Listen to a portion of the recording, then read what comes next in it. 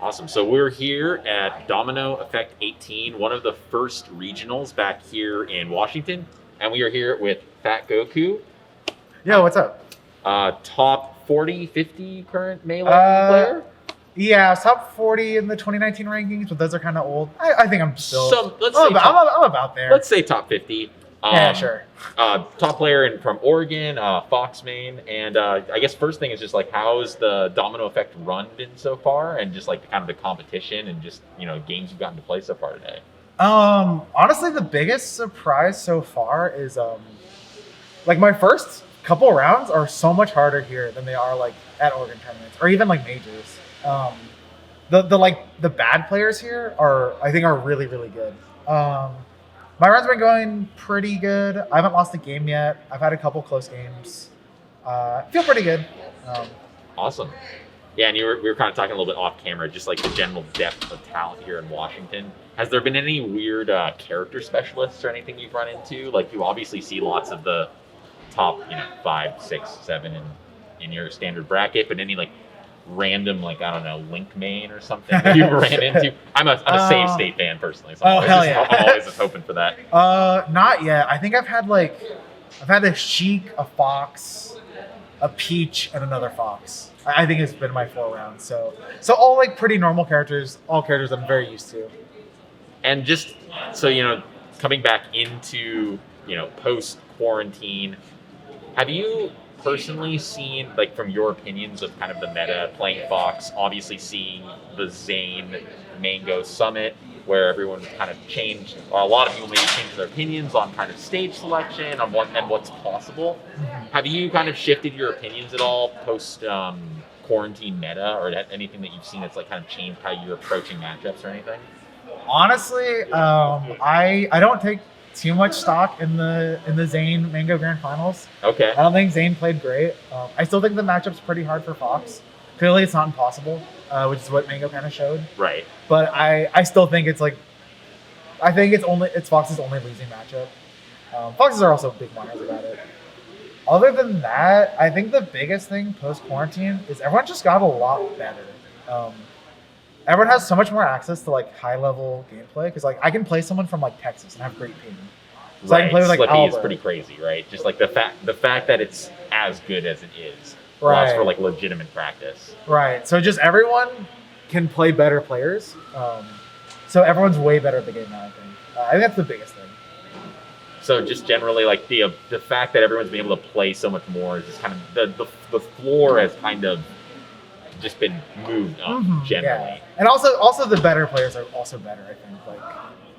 Like you have to grind so much, and like the people who aren't grinding at the top like as much, I think are like falling down a little bit.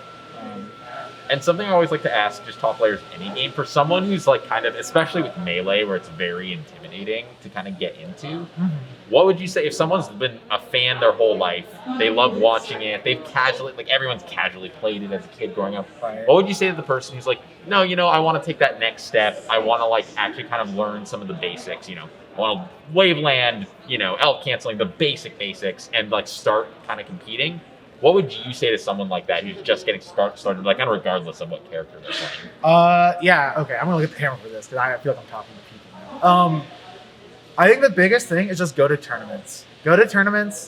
Just try to talk to people, make some friends. I think in general, Melee players are really friendly because, I don't know, if you play Melee, like you love the game. Right. It's no one is playing this game like for the money or anything. So we're usually pretty receptive to like new players, and like we've all been there. So I don't know. Don't be scared. Come to new tournaments. Try to meet people. Just play the game. Have fun. And work on your basic tech. And yeah. So basically, what I take away from that, it's not overly specific. It's basically don't overthink it. Yeah, Kind of just play the game. Well, you do have to grind some stuff, obviously. You have to get certain fundamentals and muscle memory down. But it's really just like playing the game and just like kind of being a student of the game, basically. Yeah. Well, I don't know. The thing is, a lot of players I've talked to, especially like from the Slippy era, are like kind of scared of tournaments and don't want to enter for various reasons. Interesting. And it's like, I don't know, like so many of the friends I've met in my life are from Melee, and I think it's such a sick community in general, especially like at least the live community, Twitter and Reddit. And Right, yeah. Forget I don't know. that. Forget about them. Yeah. Yeah, so like try to find your local Smash scene and just start going to stuff and meet some people, get some practice partners, play the game, and just have fun with it. Don't overthink it. And then who would you say right now is like maybe because like it's crazy to me that this game that's 20 years old still has some degree of meta development. Oh, absolutely.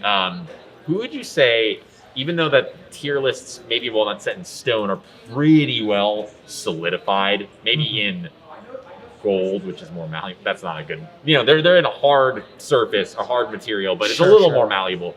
Who would you say is maybe like a character that you could see someone really investing their heart and soul into and maybe like elevating a little bit, or like some mid tier who's like hasn't been, worked on as much and maybe is underrepresented? Ooh, that's a good question. I would say, God, I'm still like curious in Yoshi. Obviously, there's Amsa, right? And he's fantastic, but like. But other than, and I don't know the Melee players as well. So besides Amsa, that's the only Yoshi player I'm familiar with. And there's a reason for that. The next Yoshi is not nearly as good as Amsa, right? But still solid. What if there's a better answer? Maybe Dr. Mario. When I started playing, Dr. Mario is considered like I think 8th or 9th in the game, and the best doc player in the world.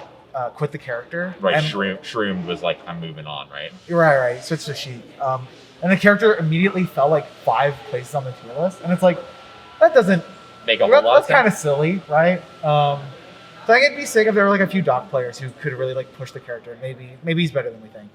Yeah, he's got some he hits like a 2-ton freight truck. Yeah. Like he hits really, really hard. He's hard to combo. He's also, this is one thing I'm going to say, this is as someone who has played the game their whole life, but never been very good competitively, but I've played it since I was, like 8. When I started playing, learning the basic techniques, I actually think he's one of the easiest characters to pick up and start moving with. Yeah, he's really, like wave landing on platforms, just moving around with him, feels really good and natural if you haven't played a whole lot, comparatively to a Spacey, which is like it just doesn't very unintuitive. Very unintuitive, yeah. Doc feels very intuitive and very at home almost. So I could almost see someone like who maybe hasn't put in the time, but then like starts with Doc and just like decides I'm gonna master this character. Maybe starting from a new perspective would unlock, new perspectives or way to play the character. So I'm not surprised to hear you say that. I was hoping you'd say like Link or something, but Link's actually a good answer. But we have Aklo. He's definitely pushing the character right now, and he's not done. So yeah, there's a lot of weird, quirky, strange things that character can do. That maybe, who knows? Maybe people find a way around his lack of speed and like. Yeah, no, I don't know. He hits hard. He has a decent punish game. It's really hard to combo him. He has a lot of flaws. Obviously, he's slow, has low range, but. I don't know. I just think it's weird that like the character dropped 5 plays on the tier list because someone quit, and it's like, well, where's he actually? Like, right.